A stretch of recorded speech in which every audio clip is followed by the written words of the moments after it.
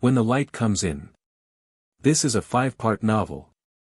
Please look at our channel for other parts. And don't forget to subscribe. Thank you. Part 1, The Frame Before the Picture. Maya Lin had always believed in love, until she started photographing weddings for a living. It wasn't that she hated them.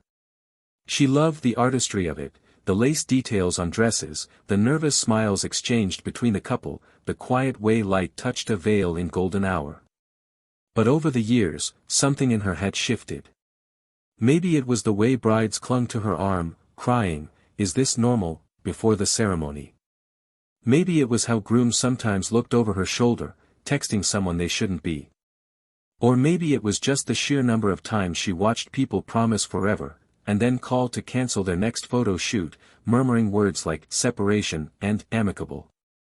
Love, she decided, was beautiful, but it was also flawed, and far too fleeting to hang your life on.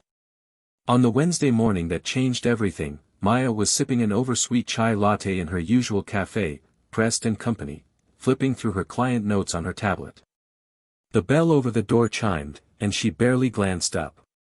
She only noticed him when he spilled coffee all over himself. "Shit," the man cursed under his breath, juggling a cardboard tray of drinks. One cup tumbled to the floor, leaking foam and embarrassment across the tile. "Here," Maya said instinctively, grabbing napkins from the counter and kneeling to help. He crouched beside her, clearly mortified. "Thanks. I'm usually not this clumsy.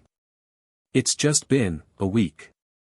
"Let me guess," she said, handing him a damp napkin. "Lost your job, crashed your car, and your dog ran away."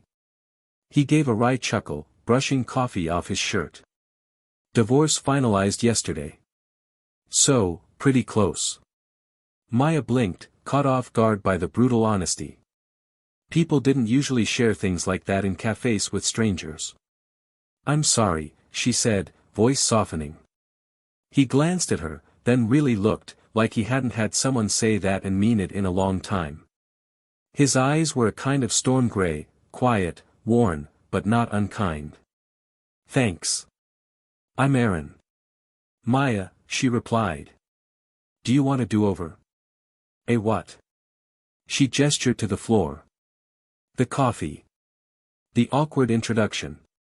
"Your shirt's still salvageable." That earned a small, crooked smile. "I'd like that." "Yes." They stood together, suddenly strangers no longer. There was no spark, no thunderbolt, no universe-tilting moment.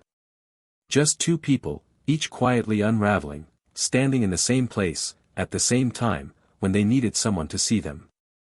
3 weeks later, they bumped into each other again. This time it was at the farmer's market. Maya was on assignment for a local event magazine, and Aaron was buying way too many cucumbers, which she teased him about. "You're not planning to make 30 jars of pickles, are you?" "I'm stress shopping." "It's less expensive than therapy," he said dryly, then hesitated. "Although, therapy doesn't rot after a week in your fridge." They ended up walking the stalls together. Maya learned he was a corporate lawyer specializing in property disputes, the least sexy kind of lawyer, he claimed.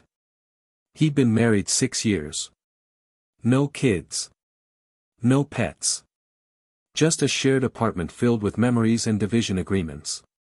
"Why'd it end?" she asked before she could stop herself. Aaron didn't answer right away. He weighed his words like they cost something. "We wanted different futures. And neither of us knew how to admit it." "That's honest," Maya said. "It was messy," he added. Honesty came after the damage. Their third meeting was no accident.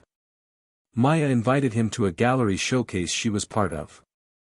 She told herself it was professional networking. He'd seemed genuinely interested in her photography at the market. But when she spotted him in the crowd, lingering by her black and white series on Unseen Moments, her chest gave a quiet, inexplicable ache. "You caught that guy mid-laugh," he said, pointing to a photo of an elderly man chuckling with a child. "That's not just skill. That's timing. And heart." Maya stared at him, surprised. Most people just say, nice photo.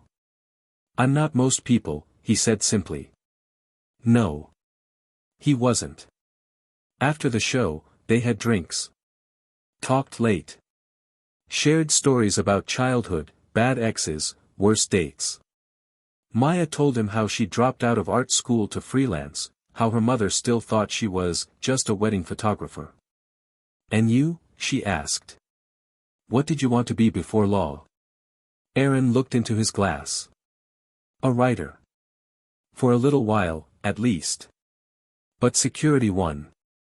She tilted her head. Do you miss it? Every day. Maya didn't say it out loud, but she understood. There's a certain grief that comes from choosing safety over dreams. What happened next wasn't planned. They didn't start dating, exactly. There were no labels, no declarations, no hand-holding under moonlight. But there were text messages at midnight, cafe visits that lingered, moments of silence that didn't feel empty.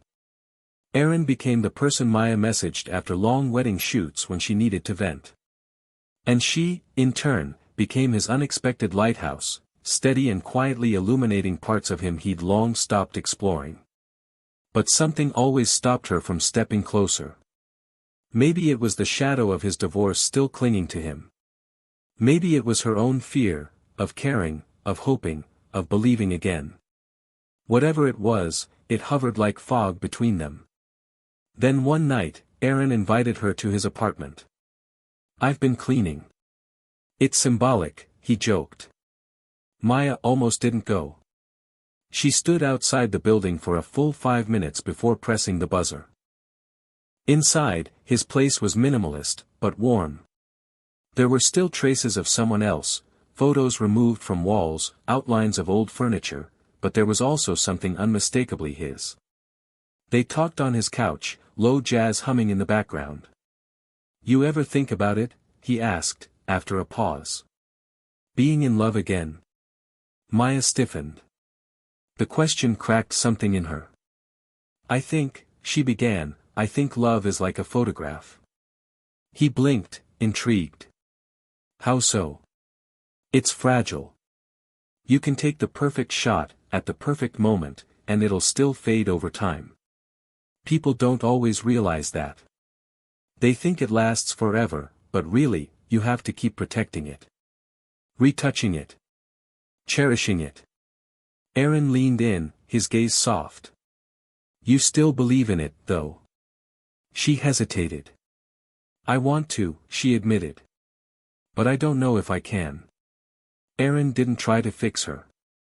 He didn't offer false promises or empty comfort. He just nodded, quietly understanding. Sometimes, that's all anyone needs.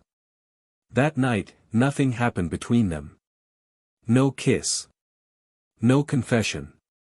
But when Maya left, Aaron walked her to her car and said, I'm glad we met, even if it was over spilled coffee. She smiled, heart quiet and uncertain. Me too.